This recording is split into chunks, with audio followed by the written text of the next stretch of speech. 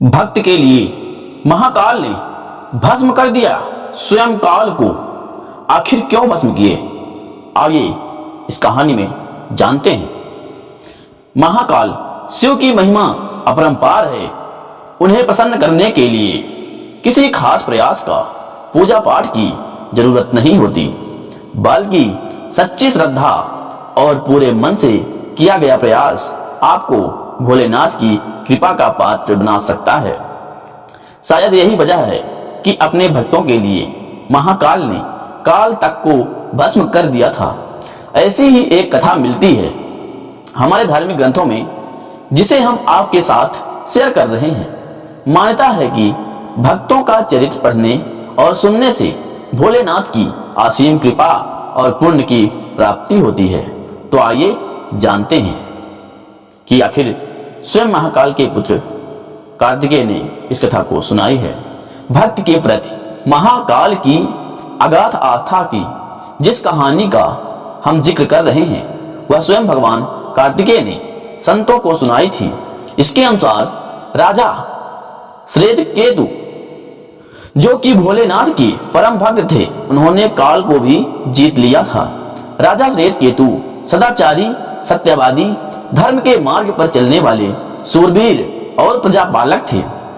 वह अत्यंत ही निष्ठा और प्रेम भाव से प्रजा का पालन और अगाध आस्था और श्रद्धा भाव से शिव भक्ति करते थे, जिनके इस भक्ति भाव से महाकाल अत्यंत प्रसन्न थे।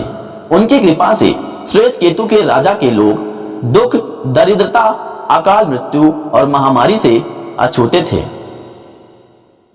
एक दिन जब राजा श्वेतकेतु का जीवन काल समाप्त होने को था और वह भोलेनाथ की आराधना में लीन थे, तब चित्रगुप्त ने यमराज से कहा कि राजा श्वेतकेतु की आयु अब पूरी हो चुकी है, अब उनके प्राण हरने का समय है। तब यमराज ने अपने दूतों को आज्ञा दी कि वे जाएं और श्वेतकेतु के प्राण हर लाएं। यमदूत राजा श्वेतकेतु के पास पहुंचे तो वह शिव मंदिर में थे। दूत बाहर ही खड़े हो गए। श्वेतकेतु गहरे ध्यान में थे। बहुत देर हो गई, ना श्वेतकेतु का ध्यान टूटा और ना दूत वहां से हिले। दूत बिना अपना काम किए खड़े रहे। जब वे वापस नहीं पहुंचे तो यमराज ने विलंब होते देखा तो काल दंड संभाला और खुद चल पड़े। दूतों के आने से में देरी होने के चलते यमराज स्वयं ही राजा श्वेतकेतु के प्राण हरने पहुंचे। लेकिन वहां जिन्होंने देखा कि वह तो महादेव की साधना में लीन है, अब तो वह सोच में पड़ गए कि इनके प्राण कैसे हरें। उन्होंने सोचा कि यह अभी पूरी तरह शिव पूजा में डूबा है, इस स्थिति में शिव पूजा का उल्लंघन नहीं किया जा सकता। तब वह भी बाहर खड़े हो गए।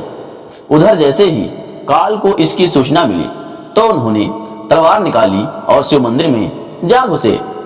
काल ने देखा कि राजा श्वेतकेतु अभी भी भगवान शिव के लिंग स्वरूप के सामने बैठकर ध्यान में मग्न है। वह झपट कर आगे बढ़ा और जैसे ही उसने राजा श्वेतकेतु का सिर काटने के लिए तलवार उठाई, शिव ने अपना तीसरा नेत्र खोलकर काल की ओर देखा।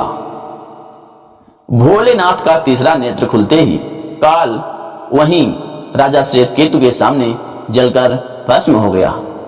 थोड़ी देर बाद जब राजा श्वेतकेतु का ध्यान टूटा, उन्होंने अपनी आंख खोली तो राख में बदल चुके काल को देखा। उन्हें चिंता हुई कि यह कौन है और क्या है। श्वेतकेतु ने भगवान शिव से पूछा कि हे भोलेनाथ, ये किसकी राख है, इसे किसने और क्यों जलाया? तब भोलेनाथ ने बताया कि यह काल था जो तुम्हारे प्राण हरने यहाँ पर आया था। राजा श्वेतकेतु ने कहा कि हे महाकाल, यह तो आपकी ही आज्ञा से तीनों लोक में विचरता है, लोक को नियंत्रण में रखता है। इसी के भय से तो लोग पुण्य करते हैं। आप इन्हें अतिशीघ्र जीवन दान दे दें। शिव जी की कृपा से काल जी उठा और उसके उठते ही श्वेतकेतु को अपने गले से लगाकर बोला, राजा, तुम जैसा तो तीनों लोक में कोई नहीं। तुमने तो अजेय काल को भी जीत लिया। जीवन दान पाकर काल और यमराज ने कहा कि ऐसे जातक जो शिव जी के परम भक्त हैं, सच्चे मन और पूरी श्रद्धा से महाकाल की पूजा में लीन रहते हैं। सिर पर जटा और गले में रुद्राक्ष पहनते हैं, विभूति का त्रिपुल ललाट पर लगाते हैं और पंचक्षार मंत्र का जाप करते हैं, उन्हें कभी भी अकाल मृत्यु का ग्रास नहीं बनना पड़ेगा। कथा के अनुसार इस आशीर्वाद के बाद श्वेत केतु ने लंबे समय तक राज किया और फिर महाकाल की कृपा पाकर उनमें ही विलीन हो गए। अगर आप भी महाकाल के सच्चे भक्त हैं तो कमेंट में जय महाकाल, हर हर महादेव, ओम नमः शिवाय जरूर लिखें। ऐसे ही वीडियोस के लिए लाइक, शेयर एंड चैनल को सब्सक्राइब करें। आपकी मनोकामनाएं भगवान शिव जी की कृपा से पूर्ण होंगी। धन्यवाद।